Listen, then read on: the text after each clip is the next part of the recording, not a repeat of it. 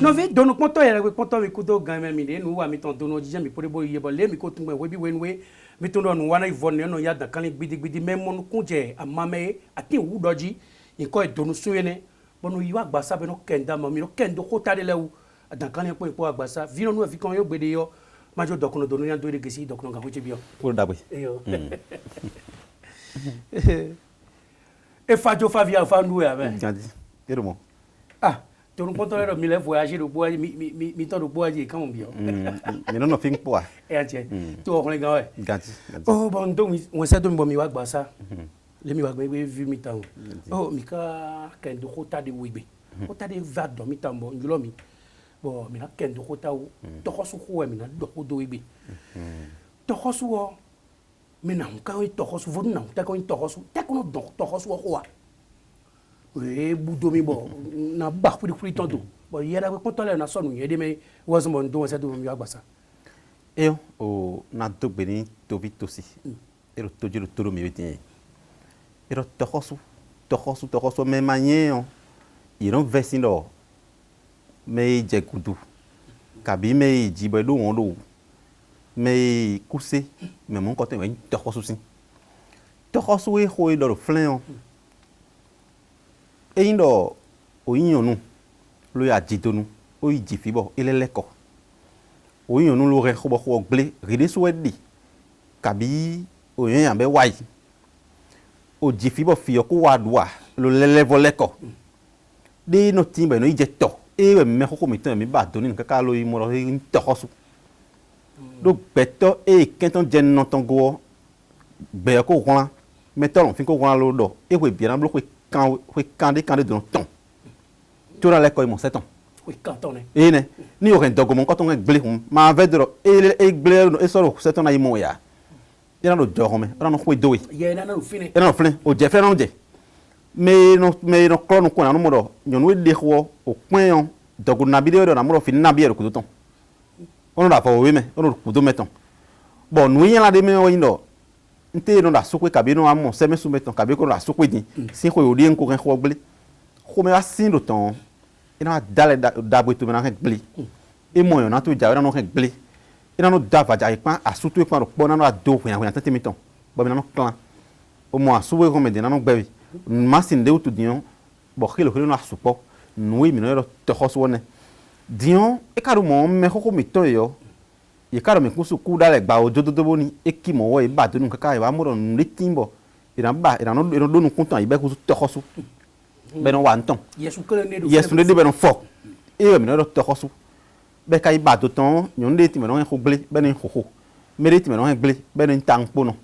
al en khokho alo vo no duna e kai tankpo no alo vo no le woduna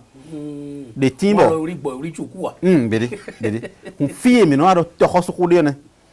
to khosu wo nu da ko kawe do wen do mi to me a khosu jine to khosu we mon ko de me a khosu da ko ren trophy no to khosu mon ko de me hun to khosu wo e ba do ton de tiura lo game de katimbo la lo pe me mon ko de me bo e ndo e so njanyan e vodun be no sin be no wada gbe ni hwe o yi hwe de gbe to khosu ton no ran to e ka le vodi ben le o toni me e do yesu to me fodi me me re ko ble pon ni ton to khosu sin de ko domingo dandan hun e ndo mi mana le voblu ni odi ni to khosu wo yin bo mi temi o ba na yisin to kabi e ko kontu we yan e bo ko de we sin to we na ba do na pon do le su ko me we de ayo me no do kho game e le su ko me de e ne no do ami vo very e ko na zami vo nous les ben dossier et nous dos sont tombés doni et quand on l'opé comme mi de kon e sapata ho mene alors glino son alors garan ho me pepe chame bon et non foyer son temps bon mais karu to khosu do be tanto be foyer son temps ni mene de non gudu ya donc de ma lu to khosu e pateni legba o le pateni khokho lo bo e mi mana pitan ton dion rime si agban me rime de kho be ja agban to me rime mo tongo donc de ma me to khosu be na to me gbada gbewe no gbada sin tokun no aje sans la po we po di kan ide me gbon to khosu di lo wa ikun gbanji fi me to khosu sewe dwe me do to khosu be na to me gbada no sin tokun no aje o mo ko je ma gbada no sin tokun no do jidon non bandu nous na do no ranya amon badanu e non ayoni cho e kale ya fond tete de go boya c'était de go e non levo nyoni do sansa mi hemi kana khode po bato souvent bere ils femme de gbangban kana khode po bato souvent oui do to khoswo e khode po me pa me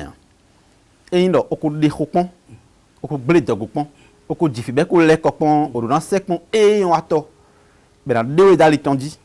e na dewe do rime ko de khopon na ton do mumu de migo wan do migo na le wan we on e le wan we tu do migo wan gbe do migo o so kai na zun o so go na zun nu ko yi si fora dakpe ami fora dakpe o wa de kaka e ndo o do flendin but tu wo sun na fodin ko taki kan we ko na jalo to me dimbo taki kanton sinu ka ko te amoy wo de ko jalo to me ils en donnent mais nous ko te yo de fio de dimbo tu bo taki ko na jalo to me tako ton san tan ko no te be jalo to me no ils en deme mais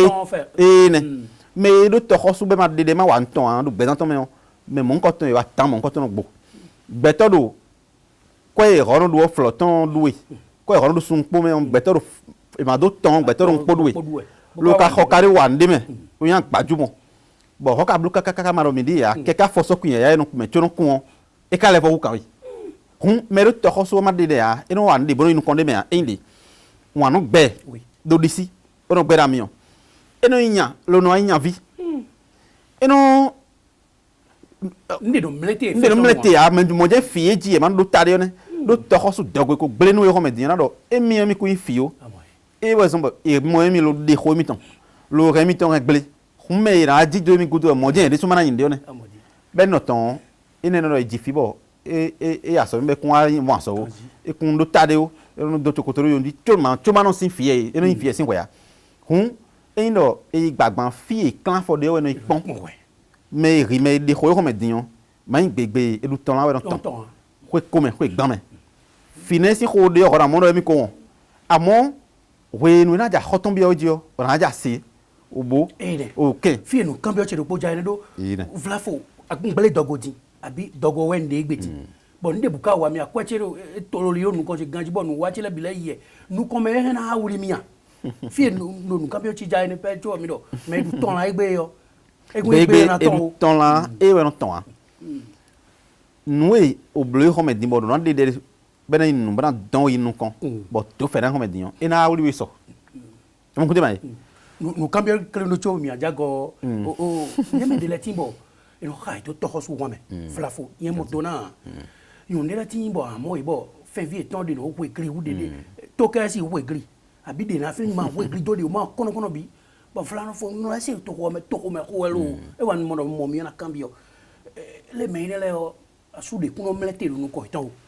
o no e do mi de yo me afobiton di khadiji kabi afovio waiting boy do gadidin po pe enye de so kong do debi e de so juro o daidi do mo se de we de mo bo o kana mo hojo hodo ona mo e me kegeti ba yin bo afovio di hareji kabi weo yedo ba edo bene bo ino mo aswa kabi sunu kegeti bo afovio di hareji ba no mo asiro da do na sero ero afovio no kunkui kanji ene no si kabi eno hwasu eno hwasi en ho pado a en monugbo afovi di kharejiyo boni odo afo yin sunu de afovi to di kharejiyo o ma wa ndo hide ma fo esun ton a asimeton na ku van e ja ku gbe ku van eno ku na mo edin be no zan din be ka ku kabi o yin sunu ba afovi to de o yin onu ba afovi to de khareji be fo esun ton no ya mo je eno hwasu ni me one ni sunu ka sin bo donu la me kabi mo no sin de me o son ta ton jando madio rime ya fovitu ka mo riwe kana ku van e non tonti ya